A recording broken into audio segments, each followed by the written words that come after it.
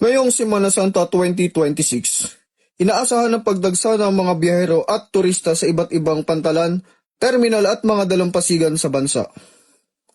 Upang matiyak ang kaligtasan ng publiko, sa pamumuno ni Police Lieutenant Colonel Marlo Y. Gabato, pinaigting ng 3rd Special Operation Unit ang kanilang presensya sa mga pangunahing lugar ng biyahe at pasyalan. Nakadeploy ang mga tauhan sa mga pantalan, bus terminals at kilalang beach destinations upang magbigay ng seguridad at agarang responde sa anumang insidente. Kabilang sa mga hakbang ang pagpapatupad ng police visibility, regular na pagpapatrolya at pakikipag-ugnayan sa iba pang ahensya ng pamahalaan upang masiguro ang maayos, ligtas at payapang paglalakbay ng bawat mamamayan.